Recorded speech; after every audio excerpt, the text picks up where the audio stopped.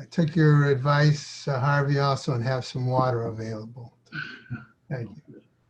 Dr. Year of Learning, Dr. Paul Koningsberg, in memory of his brother, Dr. Sam Koningsberg, Shimon Reuven ben Levish, and Ed Goldberg's cousin, Nisan Hara, Nisan ben Fardosa. Paula and Bob Romberg, in memory of their dear friend Julian Smith, Yehuda ben Yisrael. Malka Mann, in memory of her family murdered in the Holocaust.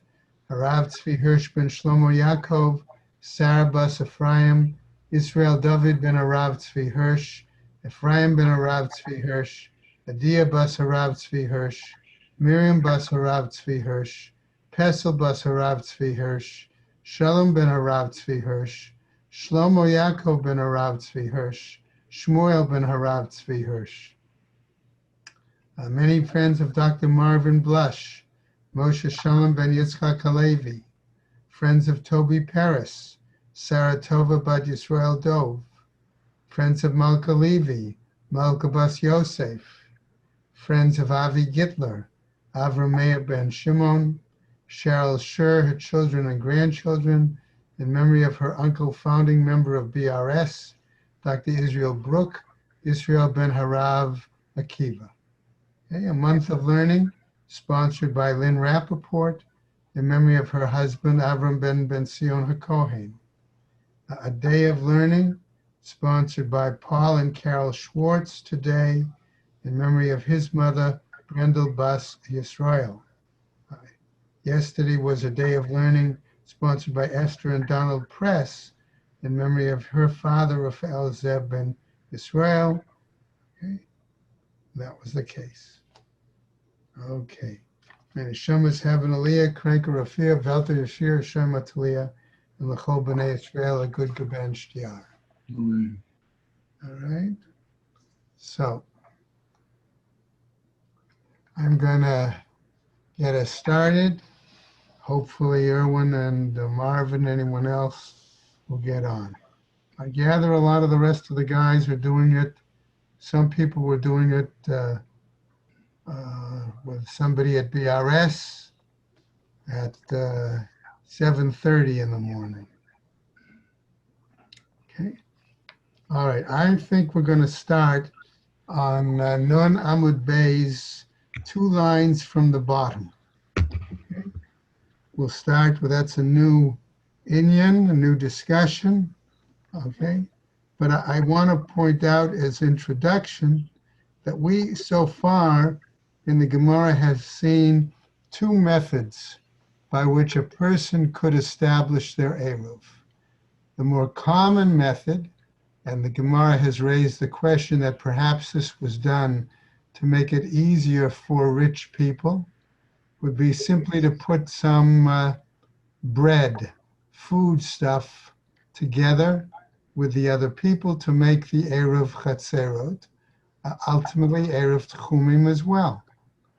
The other option, okay, which was the bread was instead of the person having to go biraglav with his presence, actually having to go to that location, okay, which would of course be more difficult regarding an Eruv Tchumim, okay, to go out the 2,000 amos and stay there Friday afternoon till nightfall, okay, and then come back, all right? So that was the second option, okay? Ultimately, the Gemara is going to have us raise a question about a third option, and that option is simply without doing a physical act like going there, like putting the bread together, namely a verbal act of designating the location, given that you know the specific place that you want to use as the Sabbath residence, right? So that's why we've seen that the Gemara say, if somebody knows a specific tree or a specific fence, right, and they can designate that, even if they're not, you know, still back in their home, for example, that would seem to imply that that's a valid way of designating the Eruv. Okay? So we're going to get into that discussion as well. So this issue of specific place, okay, is significant. Why? Because we saw the Gemara already discuss the idea that if the tree has a branch span, let's say, of 12 amos, okay, what happens then if the person says under the tree? Okay, is it the first 12? Is it the middle 12 where the trunk is? Or is it the further 12, further 4? Okay, so it's 4, 4, and 4. Okay, so that's where the Gemara said, well, if it's only 8, again, you still have that question. But if it's 7 or less, certainly you've designated at least one part of that, because if you need to have the 4 amos, okay, for Makom Shabbos residence, okay, then that's certainly going to be encompassed in some part of the overlapping area of the 7. Okay? All right. So having just reviewed that for us together, I think we're now going to start Amar Shaviti Shvitati Be'ikaro. Okay, he says that he's going to establish his Sabbath residence at the trunk of the tree. Mahalech mimakom raglav va'adi karo al payamama. Okay, he can travel from wherever he designated it. Okay, now it could be in his home, but it could be if he's a traveler on the way, right? He can go 2,000 amma. Ume'ikaro leveito al payamama. And since he designated that as his Sabbath residence, he has an additional 2,000 amma from that location. Nimtza mahalech mishecha shecha arba alpayim amma. The result is then, right, says the Mishnah, that he ultimately has 4,000 amos that he can travel after it gets dark. Okay, now going on to our daf for today. Mem Aleph, Nun Aleph, Amud Aleph, 51a1. Okay, so Rav is going to qualify this. Amar Rava, says Rava, V'hu dechi rahit le'ikaro. This is so that he can run to the trunk of the tree before it gets dark, right? Mate, and he arrives there. Okay. Amar le'abai, and Abai challenges him and asks, V'ha chashecha lo katani. But here our Mishnah says that on the way it seems to imply that it's gotten dark. That's what it seems to be teaching. So Rava's answer, chashcha leveito. Okay? All right, Erwin, we just got started. Really? Okay, just got dark onto his house. That's where it means, okay, that it became dark, right? Okay, so what happens? Aval le'ikaro shel ilan matze azil. But in order to him to get to the trunk of the tree, he can get there, go ahead and get there. Ikeda amre. And there are those, however, who say that the discussion was somewhat different, and that this is what Rava said, right? Amar Rava, he says, chashchalo ki maske kale kale. Okay, that it's going to get dark for him if he traveled there rather slowly. Okay? Aval rahit mate. But if he hurried, if he ran, he would reach it before dark. Now, new piece. Rava v'Rav Yosef havu ka'azle ba'orcha. Rabbah and Rav Yosef were traveling together on the road. Amar le Rabbah, the Rav Yosef. And so Rabbah says to Rav Yosef, Tahei shvita tenu tute dikla desavil achua.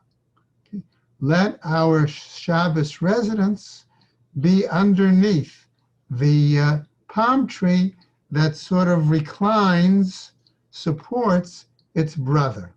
Okay? In other words, it's one tray leaning apparently on another. Va'amre la, and he said to him back, Tute dikla, the parik mare mecharga. Okay? That what he's saying there, okay, is in that case, that particular date palm can be our Shabbos residence. It must be the same one that the owner uses to pay his taxes, okay? Right, to support himself, right? Why? Because amount of dates that come from it. So he was somewhat familiar with that same location. Yadale Mar. So the Gemara asks a valid question. Did Rav Yosef also really know that particular tree? Amarle. So he said to him, right? It responded, Lo yadanale, that I don't know it. Amarle. And so Rabbah says to him, Samochalai, rely on me.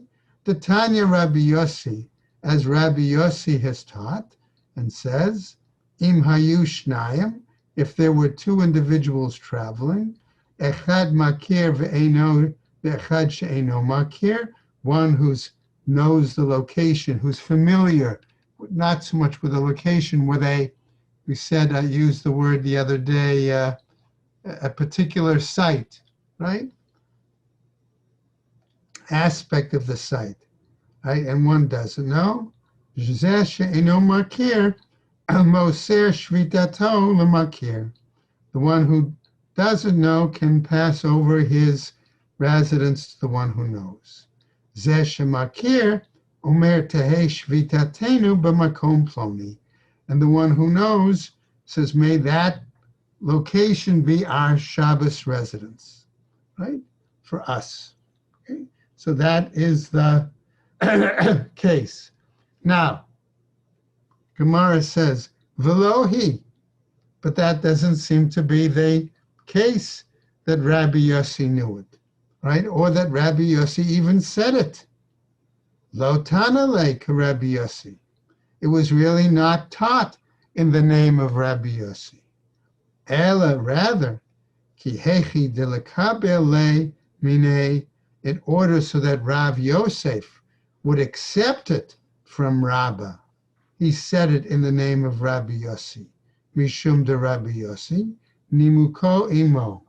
Okay? Because he knew that Rav Yosef would accept it, the decision, if he said it in the name of Rabbi Yossi, even though Rabbi Yossi didn't teach it directly.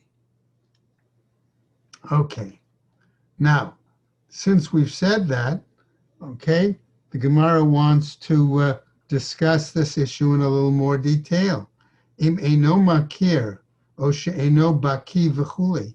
That's what our Mishnah says. If he wasn't aware of it, or he wasn't familiar with the halacha in great detail, right? He could still have 2,000 amos. Hani alpayim amma. Okay. Hechan ktivan, asks the Gemara, right? Which is a very interesting point. If you say this person can still have 2,000 amma, on what basis is it written? The Tanya. Okay. Why? Because we have a Braita that teaches the pasuk, Shavu ish tachtav. Okay. That it says a person returns to his area, what's below him. Okay? Elu arba amot.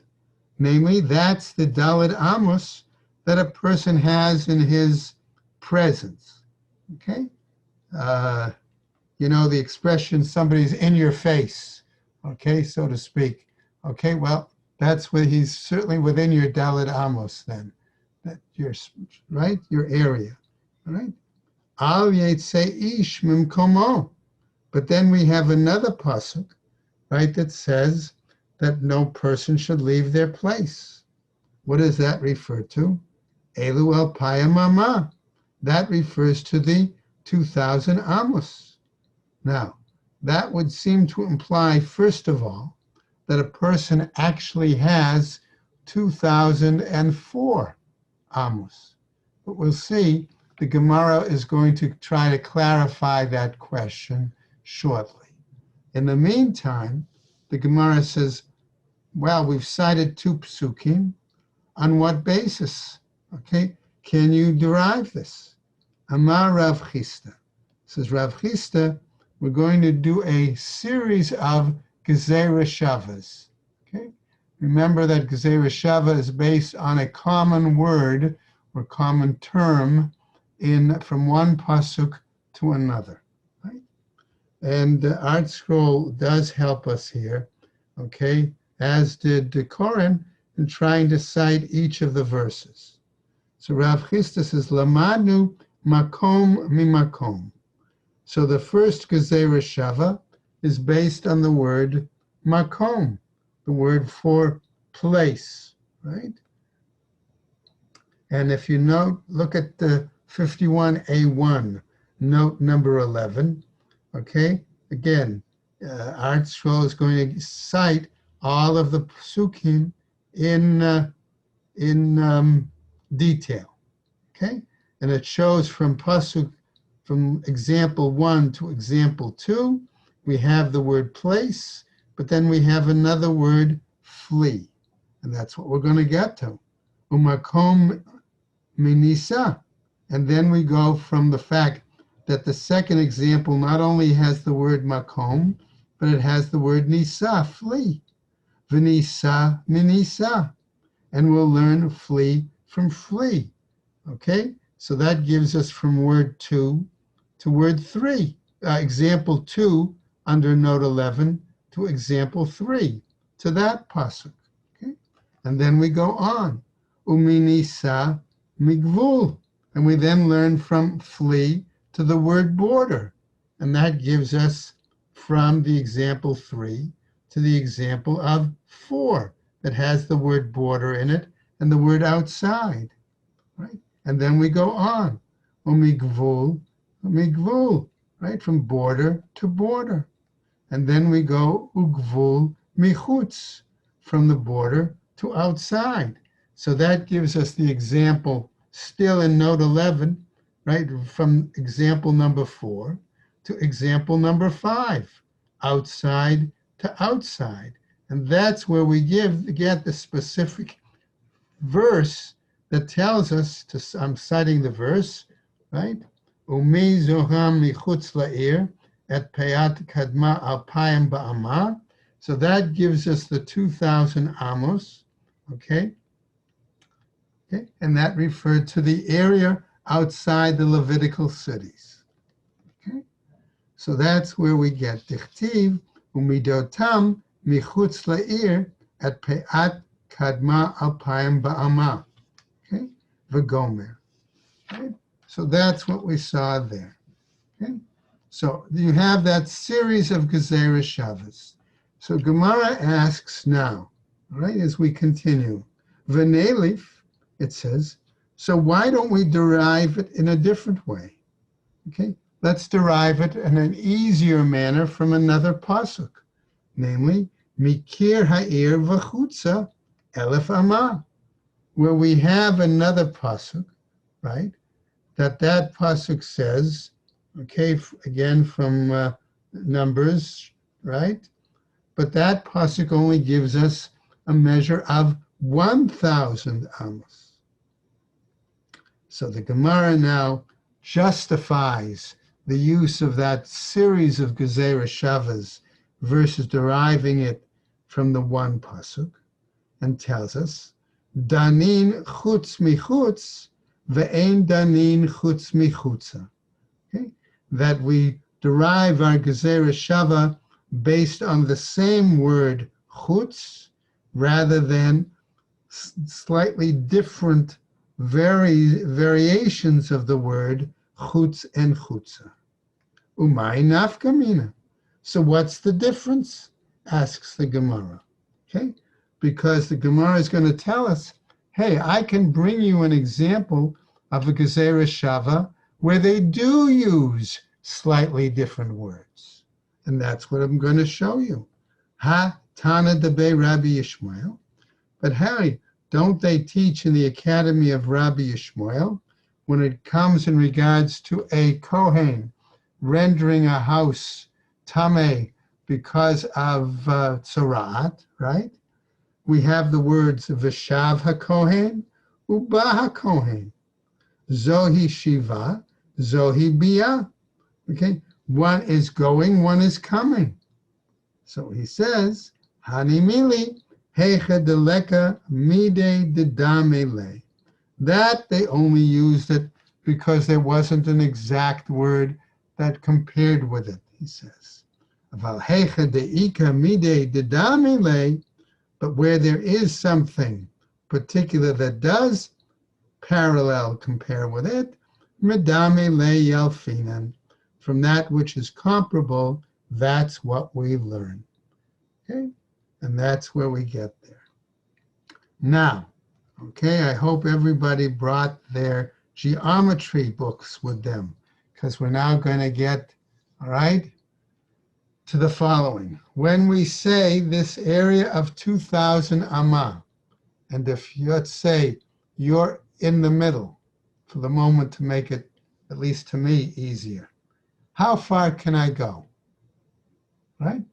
When I say 2,000 amma, do I say I'm talking about a circle, and therefore and from one side of the circle to the other, I think that's called the diameter, right?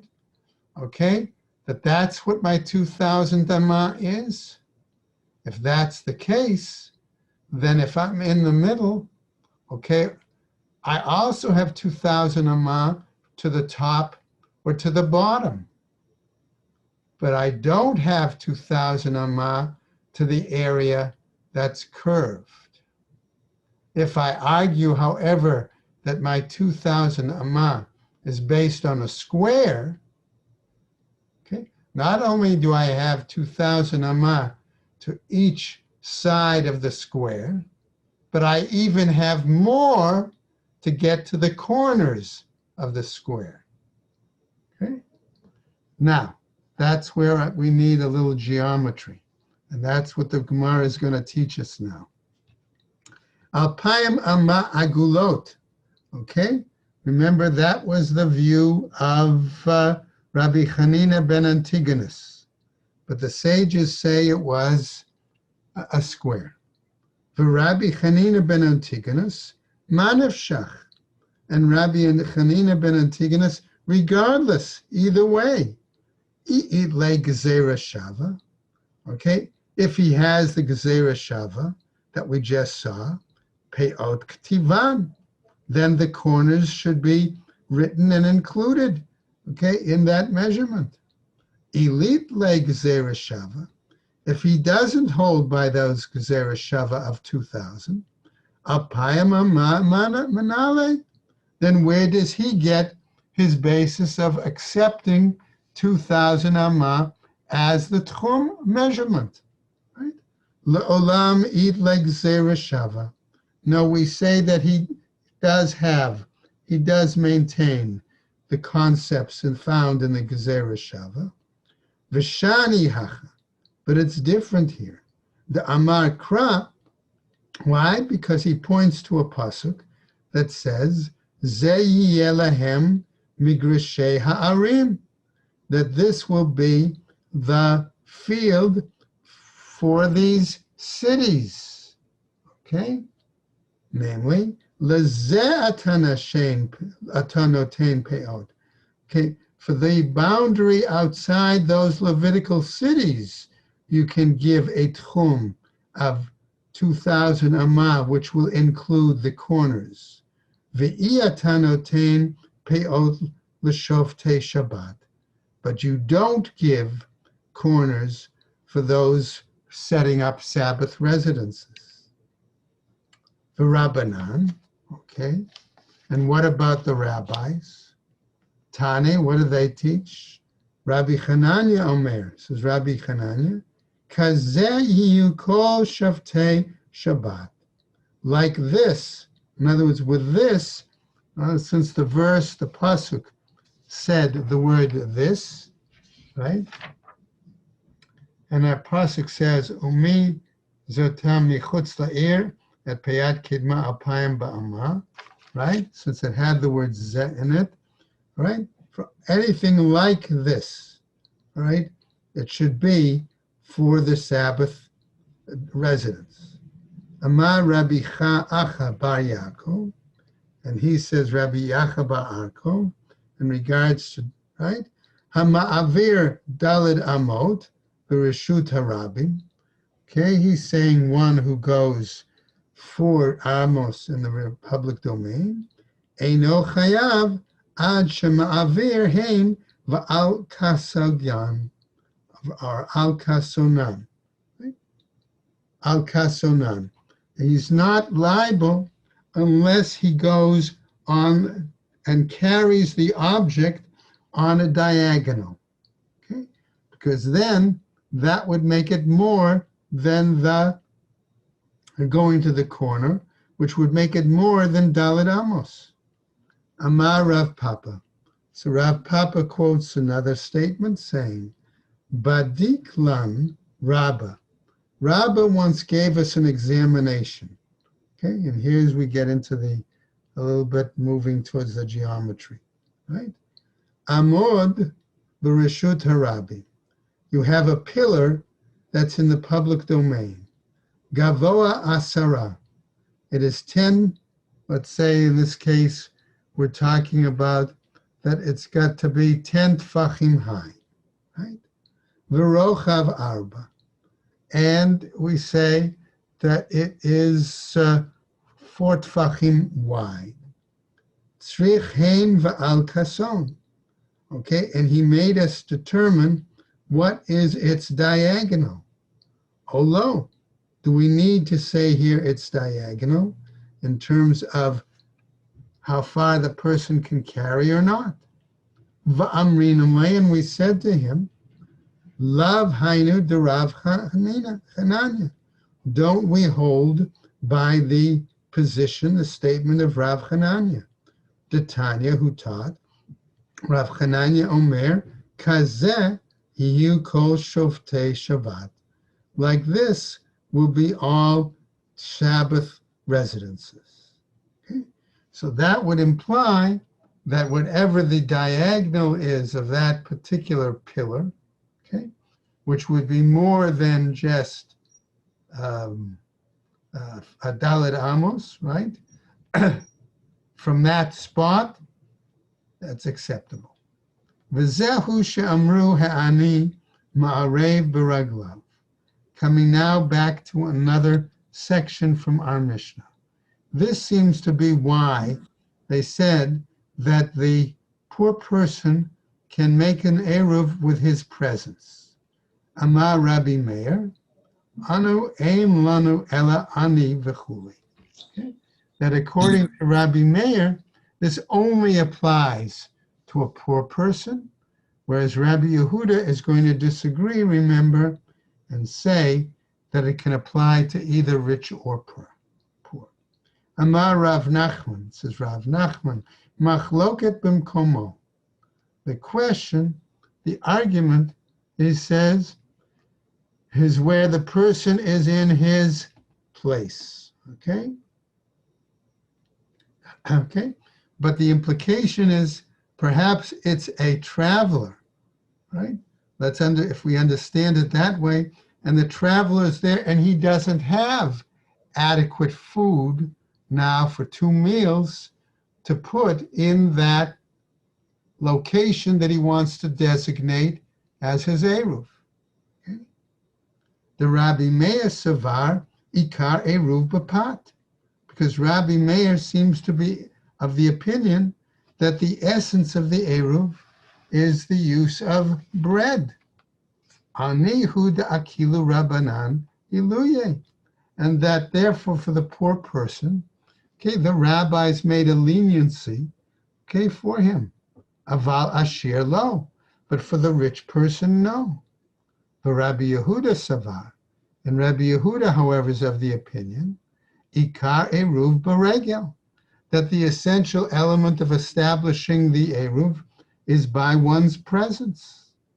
echad ani ve'echad ashir, regardless of whether it's a poor person or a rich person. Aval b'makom ploni, okay? But in general, regarding a general situation, okay? Divrei hakol ani en ashir lo, okay? According to all, okay? Yes, okay, that works for a poor person, but okay? In other words, putting the bread, okay? Or better still, putting it his presence, whereas the ashir, it wouldn't work. V'zohi shamru, and this is what they said, right? Man katani la, who teaches that? Rabbi Meir. It's Rabbi Meir who said it. V'ahia kai, on which is he referring to? Ha'eino makir, o she'eino baki b'halacha. Is he referring to a situation where the person doesn't know the site well, okay? Or that a person is not familiar with the law? V'lo amru ma'arvin b'pat, ela lahakel. And he did not say, the rabbis did not say, that it's permissible to make the eruv using bread, other than for the purpose of leniency. Man katani la, and who taught that? Rabbi Yehuda. Maybe that was Rabbi Yehuda who said that. Okay? But Rabbi Chisda Amar. But Rav Chisda says the following: Machloket b'makom ploni, that they did have a argument. Okay, this disagrees with what we saw before. Okay, namely Rav Chisda's explanation that they did argue in terms of one having a particular location. Right? And our example was on the road. The Rabbi Meir Savar Ani en Ashir Lo, that Rabbi Meir was of the opinion for the poor person, yes, for the rich person, no. The Rabbi Yehuda Savar Echad Ani ve'echad Ashir, okay, that the same applied to the poor person or to the rich person. Ava mekomi, okay, but if the person, however, okay, was b'mekomi, if he was in my place, okay, in other words, let's say his own residence, divrei hakol echad ani ve'echad hashir, okay, that namely that the same thing applies to the poor person as applies to the rich person. The ikar eruv b'regel. Why? Because the essential aspect of the eruv is one's being present. V'zohi sha'amru, and that's the reason, says the Gemara. All right, that the statement says, "Man katani la," who teaches it? Rabbi Meir. Va'ahiyakai, and on which does he teach it? Aha, on the one, Misha Baba Derech V'chashcha, on the situation of the person who was traveling along the road and it became dark. V'lo amru ma'arvin b'pat ela lahakel, and that's why he says that the rabbis said one only then could make their eruv, okay, with bread as a leniency. Man katanila, and therefore who taught that? Divrei hakol, says Rav Chisda. Everyone taught that. Now the Gemara continues and tells us a braita that is going to give a support instead to the interpretation of Rav Nachman. Okay? Tanya kavate de Rav Nachman. A braita is taught according to Rav Nachman, echad ani ve'echad ashir, the same for the poor person or the rich person, ma'arvin b'pat, that it's possible to make his eruv with bread, v'lo yetzei ashir chutz l'tchum, and a wealthy person, however, may not go beyond the tchum boundary. V'yomer shvitati b'mkomi lefi shelo amru ma'arvin b'regel ela lami sheba b'derech v'chashcha. Okay, and therefore, he also says, Rav Nachman, and the person who says, my Sabbath residence, okay, while in his place, is not viable. Why? Because they only said that one can make their Eruv, okay, with presents only in a situation for one who's traveling on the road and it gets dark. Divrei Rabbi Meir. That's the view of Rabbi Meir. Rabbi Yehuda Omer. However, Rabbi Yehuda says, Echad ani ve'echad ashir ma'arvin b'regel. Regardless if it's a poor person or a rich person, they can make their Eruv with their presence. V'yetzei ashir chutz l'tchum.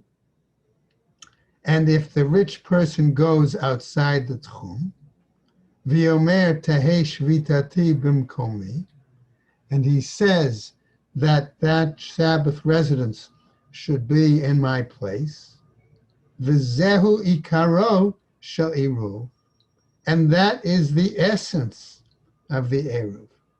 V'hitiru chachamim lebal habayit, and the rabbis permitted the householder, right, the homeowner, l'shlech eruvo biyad avdo, excuse me, to send his eruv by means of his servant, biyad beno, or by means of his child, right, his son, biyad shlucho, or by means of his agent, his, right, bishvil lahakel alav, in order to make it easier for him. Now, Gemara continues and tells us the following, right? It's a slightly different case. Okay. Amar Rabbi Yehuda. Rabbi Yehuda tells us, Maaseh ba'anshe Beit Memel. There was an incident with the people of Beit Memel, ba'anshe Beit Gurion, as well as with the people of the community of Beit Gurion, okay, ba'aroma, in the area, in the neighborhood of Aroma. Aroma is a larger community that these two villages, so to speak, were near. Right? Shahayu mechalkin grogarot v'tzimukim la'aniyim v'shnei batzoret. That they used to distribute dried figs and raisins to the poor during years of famine. Uba'in aniyei kfar Sichi va'aniyei kfar Chananya, and the poor people from the village of Sichi and from the village of Chananya, right, would come. Umach shichin al hatchum, and they would come up from their villages to within the 4,000 tchum, of the town of Aroma. Lemacharat, mashki'im uba'im. The next day they would get up early and then they would come, okay, to collect these dried foodstuffs. Amar Rav Ashi. And so Rav Ashi tells us, matnitin nami daika. Okay. According to Rav Ashi, he says our Mishnah also can be seen to be clarified more according to the view of Rav Nachman. Why?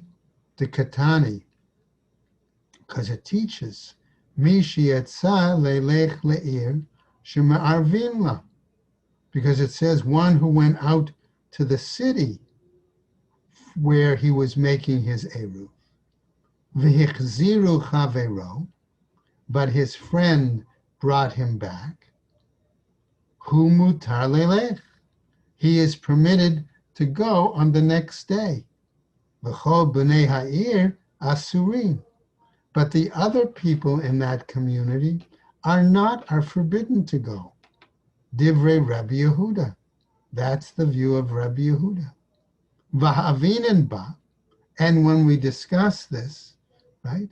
Mai shana, we discussed it saying, Mai shana ihu, umai shna inhu. What is the difference between him and the difference between them? V'amar Rav Huna, and Rav Huna explained, Hacha b'mai yaskinen. What are we dealing with here? Kagon sheyesh lo shnei batim. We're dealing with this in this example of this Mishnah cited by Rav Ashi with a person that has two homes. Ushnei tchumei Shabbat b'neihen. And the two Shabbos residences, boundaries, the two Shabbos residence boundaries are between them. Okay? Ihu kevan denafka leila orcha. He, since he had gotten ready and prepared himself to go out on a journey, hava le'ani. He is therefore considered similar to the status of the poor person. Vehinach ashirim ninhu. And they are considered in the status of the rich people because they're in their homes. Alma kol b'makom ploni ani en asher lo. Which seems to imply, therefore, that if one is in a certain place, okay, in this case it's, right, ani en, yes, the poor person may proceed, asher lo, and the rich person cannot, shma mina.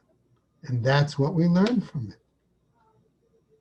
Now, our Gemara continues, however, with a new statement.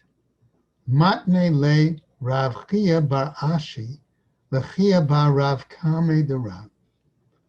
Okay, namely, a side discussion where Rav Chia bar Ashi has been teaching this same Mishnah, okay, to Chia bar Rav, the son of Rav, in front of Rav. Echad ani ve'echad ashir. The same applies to the rich poor person as applies to the rich person. Okay. Amarle, Rav, and Rav therefore added and commented to him, Siyem ba nami halacha ka Rabbi Yehuda.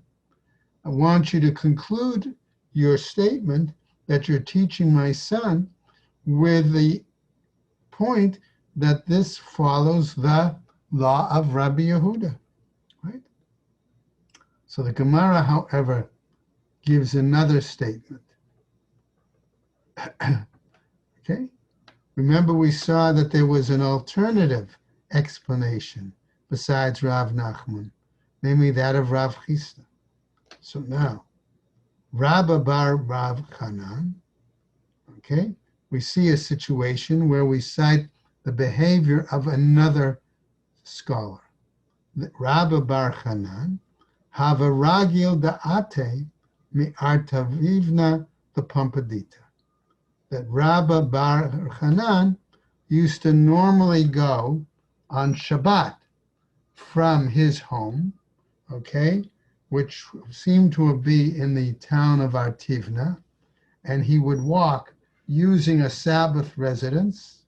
So he would go 2,000 amah to that Sabbath residence, and then from there, another 2,000 amah to go to Pampadita.